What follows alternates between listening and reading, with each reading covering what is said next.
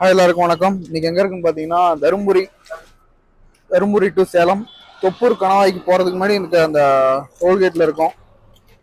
நம்ம குட்டி ஷிஃப்ட் எடுத்துட்டு வந்துட்டோம். அதனால அந்த தொப்பூர் கணவாயில எப்படி நம்ம டிரைவ் பண்ணோன்றத லைவா நம்ம வீடியோ கேப்சர் பண்ணலாம். பட் இது டேஞ்சரஸான ரோட், அதனால இதுல நம்ம டிரைவ் பண்ணி லைவா எப்படி இருக்கும்ன்றதை நான் உங்களுக்கு காட்டுறேன். ஏன்னா இதுல வந்து வருஷம் ஆக்சிடென்ட் தவறாம நடந்துட்டு இருக்கு. அவ்வளோ வந்து ஒரு டேஞ்சரஸான ஒரு இடம். இந்த ப்ரோ இந்த மைக் எதுக்கு நீங்கள் பக்கத்தில் வச்சுக்கோங்க. நீங்கள் ஏதாவது சொல்லணும்னா சொல்லுங்கள், ஓகேவா? ஸ்டேபிளாக ஒரே ஃபோக்கஸ்டாக பிடிச்சிக்கோங்க.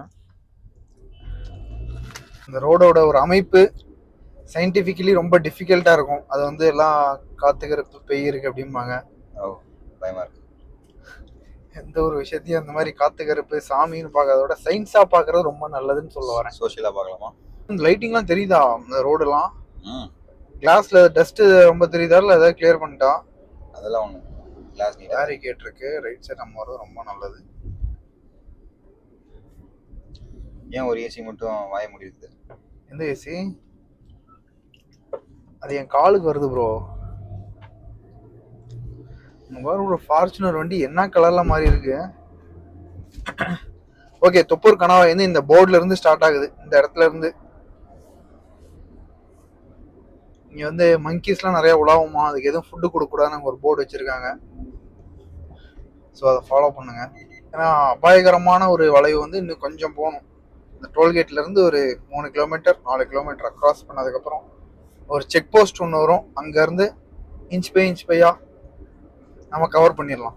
நல்ல வேளை நம்ம வந்து சரியான டைமில் வந்திருக்கோம். அதுவே ஒரு 8 மணிக்கு மேலே நம்ம வந்தோம்னா லாரி டிரான்ஸ்போர்ட்டேஷன் ரொம்ப அதிகமாக இருக்கும். அப்புறம் அந்த விண்டு மில்லு கொண்டு போகிற அந்த ரெக்கை இருக்குல்ல, அது நிறைய டிரான்ஸ்போர்ட்டேஷன் ஆகிறதுனால பயங்கர டிராஃபிக்காக இருக்கும். நம்ம லக்கா என்னன்னு தெரில, அந்த வண்டியெல்லாம் எதுவுமே இல்லாமல் இருக்குது. ஸோ நம்ம அந்த செக் போஸ்ட் வந்துருச்சு. நார்மலாக நீங்கள் அங்கேருந்து செக் போஸ்ட் வரணும்னா கிட்டத்தட்ட ஒரு 2 கிலோமீட்டர் டிராஃபிக் இருக்கும். நடந்து வரணும். இந்த டைமில் வரனால கொஞ்சம் கம்மியாக இருக்குது. இப்படிதான் இருக்குமா செக் போஸ்ட்டு? ஆமாம், இது ஒன்று வரும், இன்னொன்று வரும்னு நினைக்கிறேன். இங்கேருந்து லாரி வந்து ரைட் சைடில் போகணும், கார் வந்து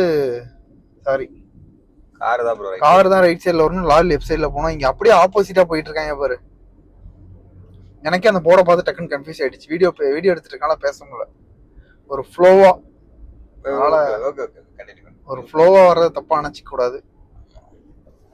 நீங்க வந்து இப்போ விண்டோ இறக்குறேன் பாருங்க, ஒரு சவுண்ட் ஒன்று வரும். கோ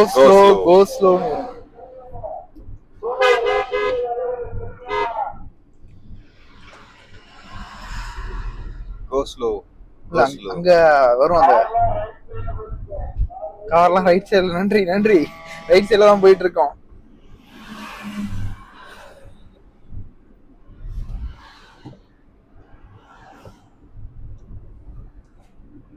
எங்க அந்த கோஸ்லோ ஆஃப் பண்ணிட்டாங்க போல. இன்னைக்கு வந்து அவர் பேசிட்டு இருக்கனால அந்த மிஷின் வந்து ஆஃப் பண்ணிட்டாங்க போல. அது வந்து எப்படி கேக்குதுன்னா கோஸ்ட் ரோடுன்ற மாதிரி கேக்குது. அது கேக்குறதுக்கே கொஞ்சம் பயமா இருக்கும். ஆமா, கொஞ்சம் டெரிஃபிக்கா இருக்கும் சவுண்டே இந்த ஏரியால. அதுவும் கேக்குது. Coast road. அவன் பேசுறவனே காசு இல்லாத பேசுற மாதிரி பேசி வீடியோ எடுத்து வச்சிருக்கான் பைத்தியம். ப்ரோ இது ரெக்கார்டு. இதை கேட்டாலே பயந்து. இந்த இடம் தான் நம்ம கொஞ்சம் குரூஷியலா இருக்கும். பொறுமையா போறது நல்லது. இந்த இடத்த மட்டும் அழுத்தி பிடிச்சிட்டு போறதே ரொம்ப தவறு, கூடாது. ஆனா எனக்கு பின்னாடி ஒருத்தன் அழுத்தி பிடிச்சி வந்துட்டு இருக்கான், ஹோண்டா சிட்டிக்காரன். புதுசா வரவங்க என்னடா அதெல்லாம் ஒரு மேட்டரே இல்லைன்னு மட்டும் நினைச்சிக்காதீங்க. ஏன்னா இந்த இடத்தோட ஸ்லோப் அந்த மாதிரி, இந்த இறக்கம். அப்புறம் அந்த லாரி டிரைவர்ஸ்லாம் அந்த நியூட்ரல்ல கீரை போட்டு அப்படியே இறக்குறாங்க அப்படின்ற மாதிரிலாம் சொல்லிட்டு இருந்தாங்க. கண்டிப்பா அது வந்து எக்ஸ்பீரியன்ஸான பர்சன்லாம் அந்த மாதிரி பண்ண மாட்டாங்க. இப்போ ரீசெண்டா பழகிக்கிறவங்க வரான் போயிருப்பா. புதுசா ஓட்டுறவங்க தான் அந்த மாதிரிலாம் பண்ணுவாங்கன்னு நினைக்கிறேன். கண்டிப்பா அந்த எக்ஸ்பீரியன்ஸ் டிரைவர்லாம் அந்த மாதிரி பண்ண மாட்டாங்க. ஸோ அந்த மாதிரி பண்ணாதீங்க. கீரை வந்து செகண்ட்லேயோ தேர்ட்லேயோ போட்டு ஸ்மூத்தாக போங்க. இது வந்து கிட்டத்தட்ட ஒரு 5 கிலோமீட்டர் இருக்குமா இல்லை 4 கிலோமீட்டர் இருக்குமா? 4 கிலோமீட்டர் இருக்கும்ல? இருக்கும். ஸோ அந்த 4 கிலோமீட்டர் மட்டும் சேஃபா கிராஸ் பண்றதுக்கு பாத்துக்கோங்க. போடா, ஏன்னா ஹார்ன் அடிச்சிட்டு இருக்க? வீடியோனால கார்த்தி ரொம்ப கண்ட்ரோல்டா பேசுறாரு. இல்ல நம்ம தான் கிட்ட வார்த்தை பேசுற. நியூ இயர்ல இருந்தே விட்டுட்டோமே. ஒரு ரெசல்யூஷன் எடுத்து போயிட்டு இருக்கோம், அதை ஃபாலோ பண்ணணும். இந்த பிரிட்ஜ்ல நடந்த ஒரு ஆக்சிடென்ட் பாத்திருப்பீங்கல்ல, இந்த பிரிட்ஜ்ல தான் நடந்தது. ரைட் சைடுல ரொம்ப கொடூரமா இருந்தது. அப்பா, சும்மா கார்ல டிராபிக்ல நின்றுட்டு இருந்தவங்க எல்லாம் அப்படி லாரி சடச்சடன்னு ஃபுல்லா அடிச்சு, ரொம்ப கஷ்டம் அதெல்லாம். ரோட்லயே வந்து பாத்தீங்கன்னா ஸ்பீட் லிமிட் 30ன்னு போட்டிருக்காங்க. ஆனா நம்ம கார்த்திக் சார் அதுல போயிட்டு இருக்காரு. இவர் இந்தாண்ட ஒரு 30, அந்தாண்ட ஒரு 30 போட்டிருக்கா, அதுக்கு தான் போயிட்டு இருக்கேன். மேக்ஸ் அதெல்லாம் உனக்கு புரியாது. அவ்வளவுதான். இதோட இந்த ஹோட்டல்னு இருக்குல்ல, ஹோட்டல் ஆவேஷா, என்ன ஹோட்டல் அது? வரும்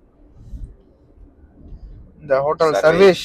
அவ்வளவுதான், இதோட தொப்பூர் கணவாயின்றது முடிஞ்சது. ஆக்சுவலா கணவாய்னா என்னன்னா, ஒரு 2 மலைகளுக்கும் இடைப்பட்ட ஒரு பாதை ஆறு, அந்த மாதிரி ஏதோ ஒன்று சொல்லலாம். அதுதான் கணவாய் அப்படிம்பாங்க. இருந்தாலும் ஒருத்தர் ஹார்ன் அடிச்சுட்டு வந்துட்டு இருக்காரு வேகமா. ஸோ இதுக்கப்புறம் நீங்க நார்மல் ஸ்பீடு எடுத்துக்கலாம். ஸோ அவ்வளவுதான். அந்த தொப்பூர் கணவாய் மட்டும் நீங்க சேஃபா டிரைவ் பண்ண பாருங்க. நம்ம வந்த நேரமா என்னமோ தெரியல, ரோட்ல அதிகம் வெஹிக்கிள்ஸ் டிஸ்டர்பன்ஸ் இல்லை. இருந்திருந்தா ஏதாவது வினோதமா எவனோதம் பண்றதை நம்ம கேப்சர் பண்ணிருக்கலாம் மாட்ல. ஸோ இதோட நம்ம வீடியோவை கம்ப்ளீட் பண்ணிக்கலாம். ஸோ அது வரைக்கும் பை ஃப்ரம் எம்ஜிஆர் 96.